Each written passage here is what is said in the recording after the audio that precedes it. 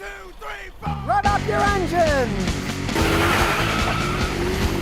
The fate of the Ford F-150 and their Super Duty trucks depends on a plant that has been destroyed by tornadoes. A Borg-Warner factory in Seneca, South Carolina, make the transfer cases for the four-wheel drive ones, and it's knocked out. Fiat Chrysler, Ford, and Toyota buy the transfer cases from Borg-Warner. They're going to have problems building these four-wheel drive ones now. Now, the tornado hit April 13th, and they're scrambling to get it back up and running again. Realize that everything is tied in these days? So you got Ford, Toyota, Fiat Chrysler, all-wheel drive trucks. These transfer cases come from South Carolina. The factory's up. Everything's tied in, you know. It's not like you think you're getting one, you're getting another. The parts come from all over the place to build these vehicles. And something like a transfer case is a pretty specialized giant piece. It's like a baby transmission. And without them, they can't be making these four-wheel drive trucks. So that's going to hold them all back a little. So for once, it's not the pandemic that's slowing things down. It's a tornado that came in and ripped the factory in South Carolina apart. Here's an interesting report about GM. 2022, the next generation Chevy Colorado, they're going to get rid of the Duramax diesel, they say,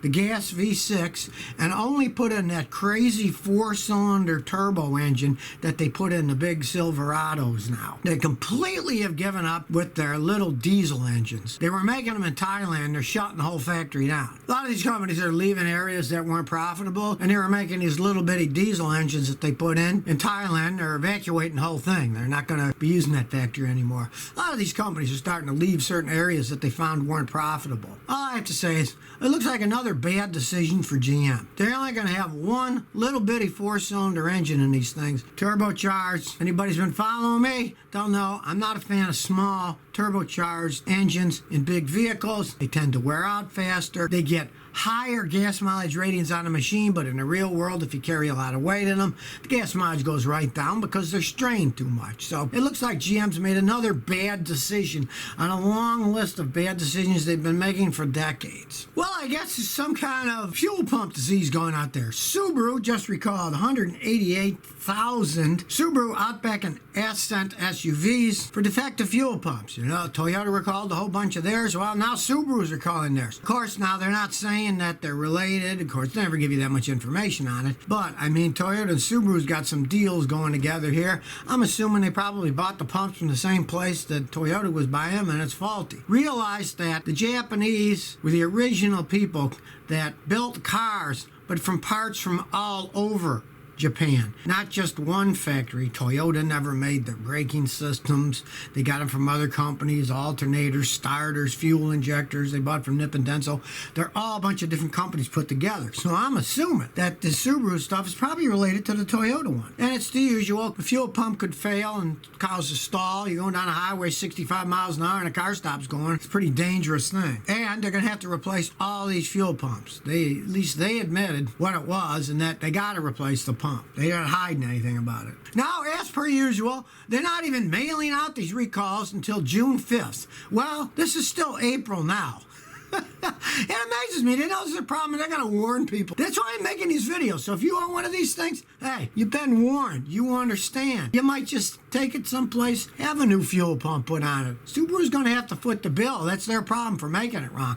I can't understand how they can wait to warn people with these things. But of course, there's laws involved. There's lawyers. So there's all kinds of technicalities and nonsense that goes on. But if you own one of those Subarus, be leery. Your fuel pump may just crater out on you because they didn't make them right in the first place. Okay, finally, some experts are agreeing with me. With all these problems in the world today, a lot of these experts are now saying it's going to be a big setback for these self-driving autonomous vehicles, which I said is going to be till way in the future anyways. Well, now reality's catching up, and they're saying, hey, there's enough economic problems with loss of manufacturing capability, loss of sales of cars. A lot of these experts are now saying maybe these car manufacturers should think twice about throwing a ton of money into self-driving cars in the present situation. Well, like I've always said, to me, the self-driving car stuff, hey, it's kind of like when I was young. It's going to be flying cars, they say.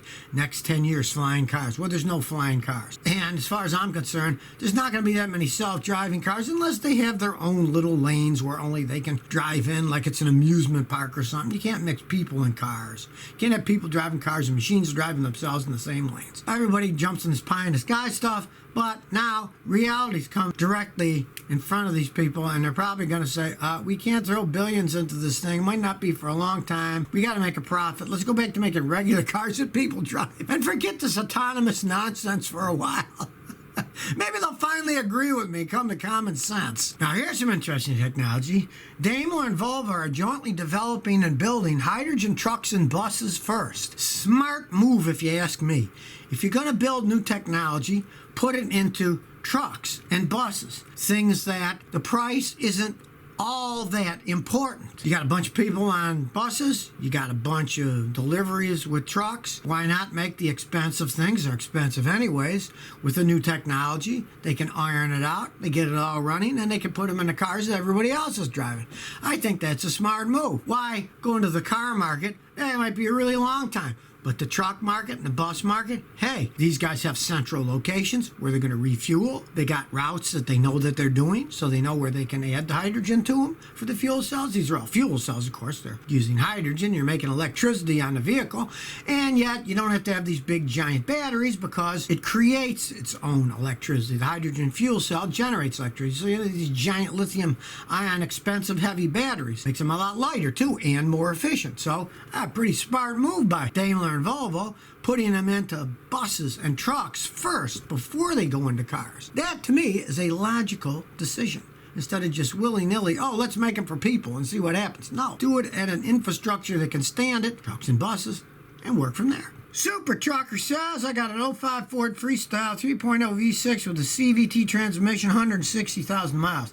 I don't know if the fluid was ever changed. What should I do? Well, do a lot of praying is my advice. You don't know the history of it. You bought it used. I would just leave it alone.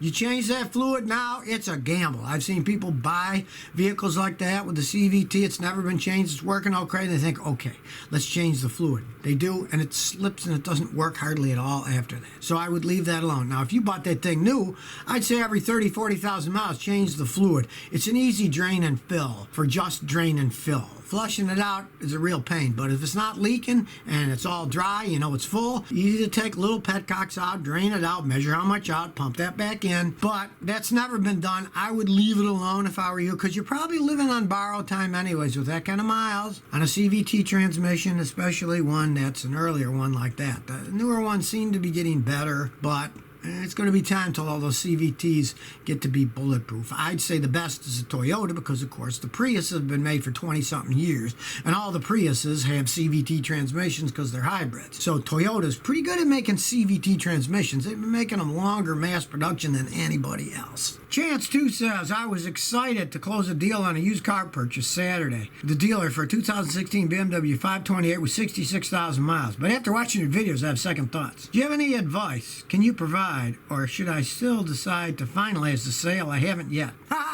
Run away, don't finalize that sale. Let me tell you, you're buying it at a dealer. I'm sure they're asking a small fortune for that thing. I'll give you a perfect example. I had a customer buy the same car, and he bought it from his brother. And he thought, what a deal. My brother paid 30-something thousand. I bought it from him for $12,000. Well, he had it a couple of years, and he said, boy, that was a waste of $12,000. Everything's falling apart on this thing a couple of years later. They are endless money pits. Don't buy that car. And I'm sure they're asking a lot more than $12,000 at the dealer for it. I say, my customer bought it from his brother. He said it's one of the worst decisions he ever made. And he just got rid of that thing, took it to a CarMax. They'll buy any car, and I gave him less than what he paid, but at least he got some money for it. And then he said, I'll never buy another BMW. I want a luxury car. He said, I'll go get a Lexus. Gojo283 says, Scotty, I got a 66 Chevy Corvair Monza 4-door. He's got a picture. Wow, beautiful car. It's really in great shape. It has 110 horsepower, 2 carburetor, flat 6 aluminum engine, and 2-speed power glide transmission with 69,000 original miles. Car's good. The fluid doesn't smell. The car's old. What should I do? You know, it's just good, you say. I'd leave it alone. It's that old, and you said the fluid looks clean and stuff. Automatic transmission fluid is a highly refined fluid. It doesn't come apart like other fluids. I'll give you an example. The other day, I was cleaning my garage out. Yeah, it doesn't look like it did, but there's so much stuff in there, it could take 1,000 years to clean it up. And I found 20-year-old bottles of engine oil and 20-year-old bottles of transmission fluid. So just out of curiosity, I poured them in an old apple cider jug that's clear. When I put the engine oil, it was all gloppy and separated. It was a mess. I poured that transmission fluid in. It was the same age, perfectly smooth, no problems at all. That stuff is so highly refined and a lightweight oil that generally it can last a really long time. And if you did change it on an old thing like that, it might start slipping. That would be a real gamble. It's working now, so it's only a 2-speed power glide. We used to call them slip and slide transmissions. So it's a beautiful car. It rides around. Leave it alone if I were you.